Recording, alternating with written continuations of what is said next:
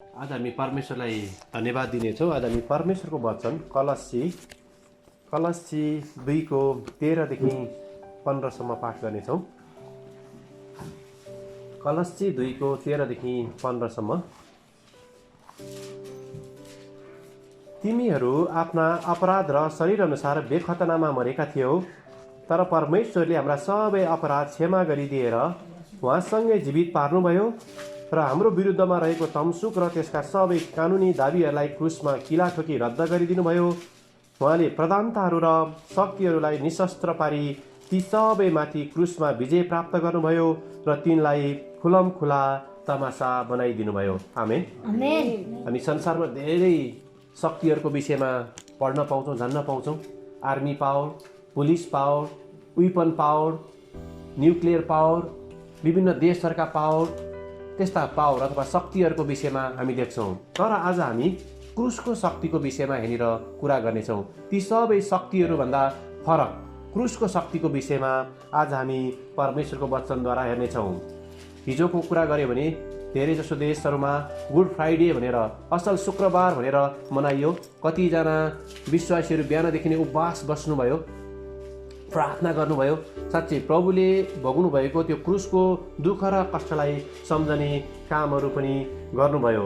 आज चाहिँ गुड फ्राइडेको भोलिपल्टको शनिबार अनि परमेश्वरको वचन कलस्सी 2को 13देखि 15बाट हामी क्रुसको शक्तिको विषयमा हेर्दैछौँ। पावलका 13वटा पत्रहरूमध्ये धेरैजसो पत्रहरूमा चाहिँ केही समान कुराहरू पाइन्छन्, उस्तै कुराहरू पाइन्छ। अलिकति दोहोरिएको हो कि जस्तो पनि हामीलाई लाग्छ।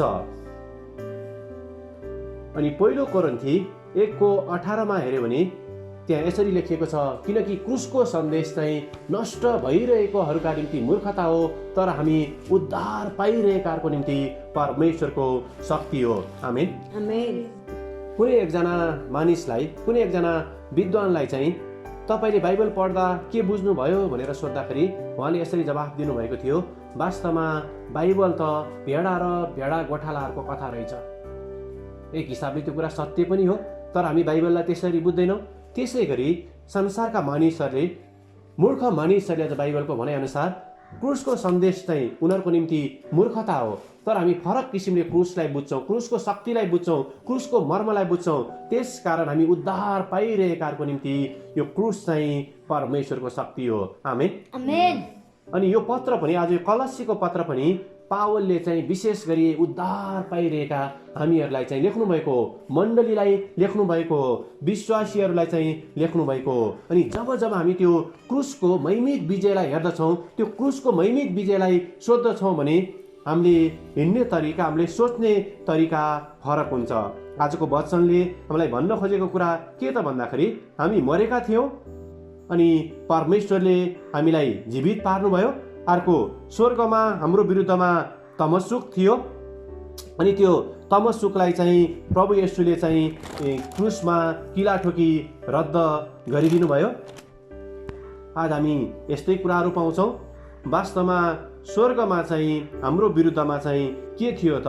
तमसुक थियो। त्यही कुरा भन्छ 14मा हेऱ्यो भने, र हाम्रो विरुद्धमा रहेको तमसुक र त्यसका सबै कानुनी दाबीहरूलाई क्रुसमा किला ठोकी चाहिँ येशू प्रभुले रद्द गरिदिनु भयो। हामी नेपालीहरूलाई आज विशेष गरी थाहा छ तमसुकको अर्थको बारेमा। जब तमसुक बन्छ, जब ल्याप्चे हानिन्छ, हामी त्यसलाई त्यतिकै रद्द गर्न सक्दैनौँ, त्यसलाई त्यतिकै च्यात्न सक्दैनौँ। हामी बैङ्कमा होस्, कुनै साहुसँग होस्, जोसँग पनि कुनै पनि कुरा एउटा नेपाली कागज बनाएर त्यसमा ल्याप्चे हानिसकेपछि, तमसुक बनिसकेपछि त्यसलाई च्यात्नको लागि, रद्द गर्नको लागि केही कुरा तिर्नुपर्ने हुन्छ। त्यही तमसुकको कारण चाहिँ कानुनी दाबी हुन्छ। अनि हामीलाई थाहा छ भारतमा 2जना अरबपतिहरूले चाहिँ आफ्ना भाइहरूलाई चाहिँ, उनीहरूलाई त्यहाँ कानुनी दाबी भएको थियो, उनीहरूले ऋण तिर्न सकेनन्। ऋण तिर्न नसकेको कारण चाहिँ जेल जानुपर्ने अवस्था थियो। तर 2जना अरबपतिहरूले आफ्ना भाइहरूलाई चाहिँ त्यो सबै ऋण तिरिदिएर त्यो कानुनी दाबीबाट, त्यो कानुनी दायित्वबाट चाहिँ मुक्त गरिदिएको कुरा हामीले संसारमा हेरेका पनि थियौँ।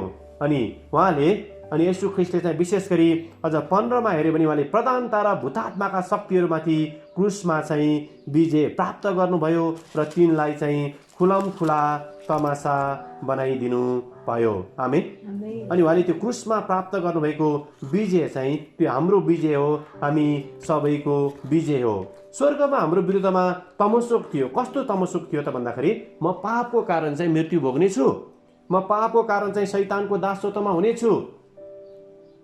हामी परमेश्वरका थिएनौँ। त्यो हिसाबले हेर्दाखेरि यस्ता आदि कुराहरू हामी पाउँछौँ। अनि यहाँनिर पावल सुरुमै भन्दछन् कि तिमीहरू आफ्ना अपराध र शरीर अनुसार बेखतनामा मरेका थियौ, तर परमेश्वरले हाम्रा सबै अपराध क्षमा गरिदिएर उहाँसँग जीवित पार्नुभयो। आमेन। यहाँनिर पावल भन्दछन् तिमीहरू आफ्ना अपराध र शरीर अनुसार बेखतनामा मरेका थियौ, तर 2000 वर्ष अघि येशूले एउटा महान काम गर्नुभयो। पापमा हामी मरेका भए तापनि उहाँले हामीलाई चाहिँ के गर्नुभयो? जीवित पार्नुभयो। एफिसीमा हामी त्यो कुरा पाउँछौँ। एफिसी 2:1 हेऱ्यो भने पनि तिमीहरू आफ्नो अपराध र पापहरूद्वारा मरेको बेलामा उहाँले तिमीहरूलाई जीवित पार्नुभयो। अनि 2:5 एफिसी 2:5 यस कारण पापमा हामी मरेका भए तापनि उहाँले हामीलाई ख्रिस्टसँगै जीवित पार्नुभयो। अनुग्रहबाट नै तिमीहरूले उद्धार पाएका छौ। आमेन। मत्ती 8:22 हामी एउटा प्रसङ्ग पाउँदछौँ। त्यहाँनिर येशूको चेलाहरूमध्ये एकजनाले येशूलाई भन्दछ, प्रभु मेरो बुबाको लास गाड्ने जाने अनुमति मलाई दिनुहोस्। अनि येशूले त्यसलाई यसरी जवाफ दिनुहुन्छ। येशू यसरी भन्नुहुन्छ, मेरो पछि आऊ, मुर्दाले नै तिनका आफ्ना मुर्दा गाडुन्। यसबाट हामीले प्रश्न बुझ्नुपर्ने कुरा के हो त भन्दाखेरि पाप र अपराधको कारण आदम र हव्वाको अनाज्ञाकारिताको कारण सबै मानिसहरूको मृत्यु भएको थियो। त्यही कुरा पावल यहाँ कलस्सीका मण्डलीहरूलाई भन्नुहुन्छ कि तिमीहरू पनि एकपटक मरेका थियौ। तपाईँ हामी पनि एकपटक चाहिँ सबैजना के गरेका थियौँ?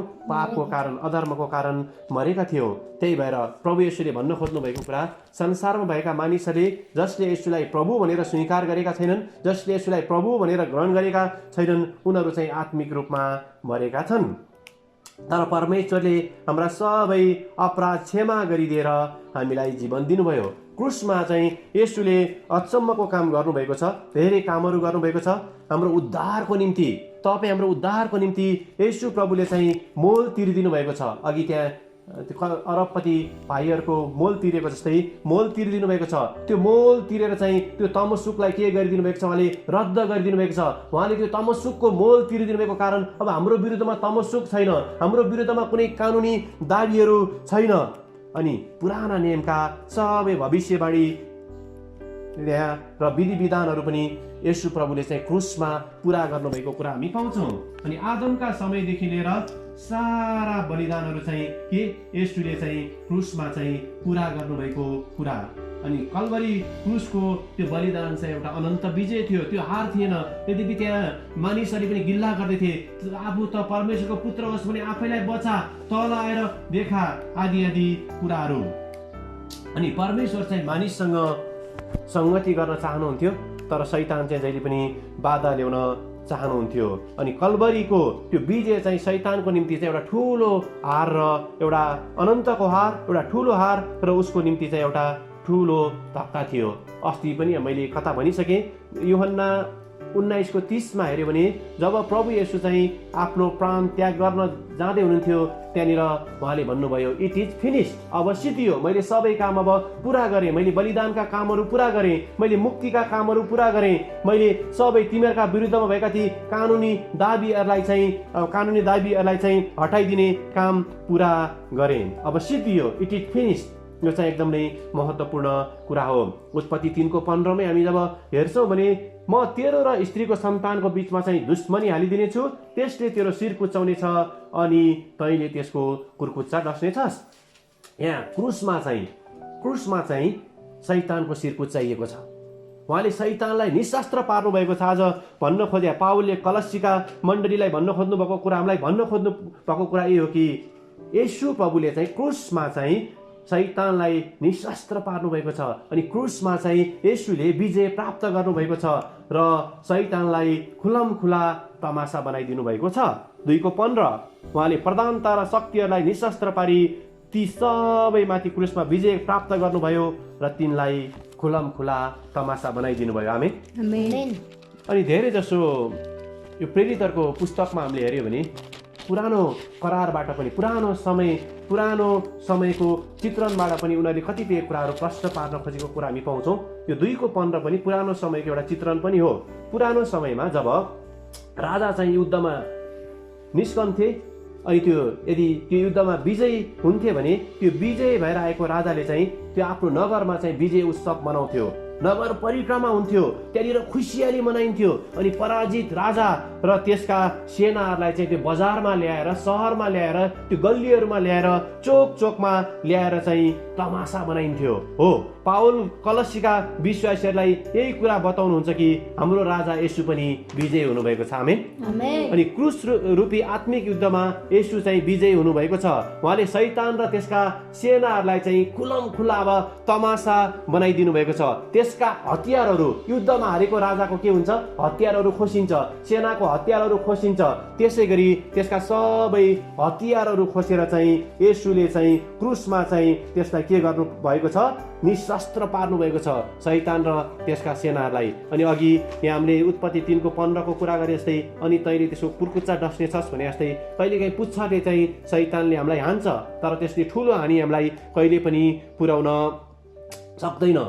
क्रुसको त्यो मृत्यु, क्रुसमा येशूले भोग्नु भएको मृत्यु चाहिँ हाम्रो निम्ति चाहिँ के हो त भन्दाखेरि एउटा विजय हो। हिब्रू 2:14 देखि 15 एकचोटि हामी हेरौँ। हिब्रू 2:14 र 15 हेऱ्यौँ भने हामीले त्यही कुरा हामी पाउँछौँ कि किनकि छोराछोरीहरू मासु र रगतका सहभागी भएको हुनाले उहाँले पनि त्यही स्वभाव लिनुभयो, ताकि मृत्युद्वारा नै मृत्युको शक्ति भएकोलाई अर्थात् दियाबलसलाई चाहिँ उहाँले नष्ट गरून् र मृत्युको डरले आजीवन बन्धनमा परेकाहरूलाई उहाँले मुक्त गरिदिउन्। आमेन। मानिसहरू मृत्युको डरले आजीवनभरि बन्धनमा छन्, तर हामीमाथि त मृत्युले विजय प्राप्त गरेको छैन, तर हामीले त मृत्युमाथि विजय प्राप्त गरेका छौँ। पहिलो कोरिन्थी 15:26 अनुसार सबैभन्दा पछि नष्ट पारिने शत्रु चाहिँ मृत्यु हो। अनि क्रुसको शक्तिद्वारा हामीले मृत्युमाथि विजय पाएका छौँ। पहिलो कोरिन्थी 15:54 हेऱ्यो भने त्यो कुरा हामीले पाउँछौँ, हे मृत्यु तेरो विजय कहाँ? हे मृत्यु तेरो किल कहाँ? मृत्यु अब केमा? विजयमा निलिएको छ। आमेन। मृत्यु अब चाहिँ के? विजयमा निलिएको छ। यो सबै क्रुसको त्यो बलिदानद्वारा सम्भव हुन आएको हो। प्रभु येशूले क्रुसमा सहनु भएको थियो, मृत्युद्वारा चाहिँ यो कुरा सम्भव हुन आएको हो। यहाँनिर फेरि हामी कलसीतिर फर्क्यौँ भने उहाँले प्रधानता र शक्तिहरूलाई निशस्त्र पार्नुभयो भन्ने कुरा छ। ग्रिक भाषामा चाहिँ यो निशस्त्र पार्नुभयो भन्नेलाई चाहिँ अपाकोयो भन्ने शब्द प्रयोग गरिएको छ।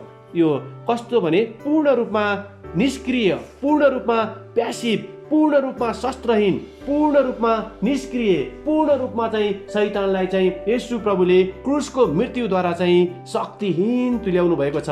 अनि भूतात्माका सबै अधिकारलाई चाहिँ भूतात्माका सबै अधिकार र शक्तिहरूलाई पर्दाफास गरिदिनु भएको छ।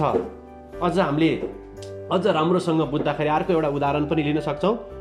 अधिकार वा फुली खोसिएको सिपाही, जब हामी देख्छौँ इन्सपेक्टरले 3वटा फुली लाएको होला, डिएसपीले खुकुरी र त्यहाँनिर फुलीहरू लाएको होला। हामी हिन्दी फिल्महरूमा पनि देख्छौँ, त्यहाँनिर एकदम काम गरिरहेको हुन्छ, तर उसको हाकिमले चाहिँ बोलाएर उसलाई त्यहाँ उभिन लगाउँछ अनि त्यहाँनिर फुलीहरू हटाइदिन्छ। अब फुलीहरू हटाइदिएपछि उसमा के हुँदैन?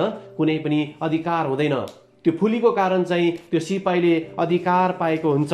अनि शैतान चाहिँ यो क्रुसको मृत्युद्वारा चाहिँ फुली खोसिएको सिपाही जस्तै भएको छ, अधिकार नभएको सिपाही जस्तै भएको छ। अब शैतान र त्यसका अधिकारीहरू चाहिँ के भएका छन्? शक्तिहीन भएका छन्। तिनीहरूको शक्ति खोसिएको छ। अब शैतानसँग चाहिँ हामीलाई विरोध गर्ने अथवा हामीलाई होच्याउने शक्ति र सामर्थ्य पनि छैन। तर याकूब 4:7 अनुसार चाहिँ हामी बरु शैतानको विरोध गर्न सक्छौँ। आमेन। यसकारण आफैलाई परमेश्वरको अधीनमा राख, दुष्ट दियाबलसको विरोध गर र त्यो तिमीहरूबाट भाग्नेछ। हालेलुया। आज यो निशस्त्र पारी ती सबैमाथि क्रुसमा विजय प्राप्त गर्नुभयो भनेको के त भन्दाखेरि फुली खोसिएको सिपाही जस्तै बनाइदिनु भएको छ शैतानलाई। प्रभु येशूले त्यो सहरमा खुलम खुला तमासा बनाइदिने प्राचीन समयका हारेका राजाहरू जस्तै अवस्थामा चाहिँ शैतानलाई प्रभु येशूले क्रुसको मृत्युको विजयद्वारा चाहिँ पुर्याइदिनु भएको छ। अनि यो क्रुसको मृत्यु कहिलेकाहीँ हामीलाई लाग्छ सायद सायद त्यतिखेर जब प्रभु येशूलाई चाहिँ त्यहाँ सिपाहीहरूले पक्रेका थिए, त्यहाँनिर गिल्ला गरिरहेका थिए, त्यहाँ विभिन्न घटनाहरू घटेको थियो। सायद यस्तो सिपाहीहरूले यस्तो नगर्दे भएको पनि हुन्थ्यो, पुजारीहरूले यस्तो नगरिदिएको भए नि हुन्थ्यो जस्तो पनि हामीलाई लाग्न सक्छ। तर यो क्रुसको मृत्यु चाहिँ परमेश्वरको योजना अनुसारकै थियो। प्रेरित 2:23 हामीले हेऱ्यो भने पेन्टिकोसको पहिलो घोषणामा पत्रुस भन्नुहुन्छ, परमेश्वरले ठहराउनु भएको निश्चित योजना। आमेन। र पूर्व ज्ञान अनुसार पक्राउ पर्नुभएका यिनै येशूलाई अधर्मी मानिसका हातद्वारा तपाईँहरूले क्रुसमा टाँगेर मार्नुभयो। यहाँ शारीरिक कष्ट सहेको कारण मात्र क्रुसको महत्त्व भएको होइन, क्रुसमा त दुःख भोग्नै पर्दथ्यो। अनि येशूलाई सामान्य किसिमले एउटा मारिएको पनि थिएन, उहाँले धेरै कष्ट भोग्नु भएको थियो, धेरै रगतहरू बगेको थियो, त्यो धेरै असह्य थियो, त्यहाँभित्र धेरै पीडाहरू थियो। उहाँले त्यो पानी मागेको कुरा पनि हामी पाउँछौँ। त्योभन्दा अगाडि नै गेत्सेमनीको बगैँचामा उहाँले प्रार्थना गर्दाखेरि, पिता हुन सक्छ भने यो कचौरा मबाट हटाइदिनुहोस् भनेर भन्नुभएको कुरा पनि हामी पाउँछौँ। यो क्रुसको मृत्यु त्यति सहज थिएन। अनि कति बाइबल विद्वानको भनाइअनुसार चाहिँ येशूको मृत्यु चाहिँ मुटु फुटेको कारणले हो भन्ने पनि छ। तर पनि हामीले बुझ्नुपर्ने कुरा के त भन्दाखेरि यो क्रुसको मृत्यु चाहिँ एउटा ईश्वरीय घटना हो, एउटा सत्यता हो। यसको योजनाकार र नियन्त्रक चाहिँ परमेश्वर नै हुनुहुन्थ्यो। आमेन। अनि येशूले हाम्रा पापहरू, दुर्बलताहरू, रोगहरू क्रुसमा बोकेर हामीलाई दिनुभएको विजयको यथार्थ सत्यता र वास्तविकतालाई हामीले कहिले पनि भुल्नु हुँदैन।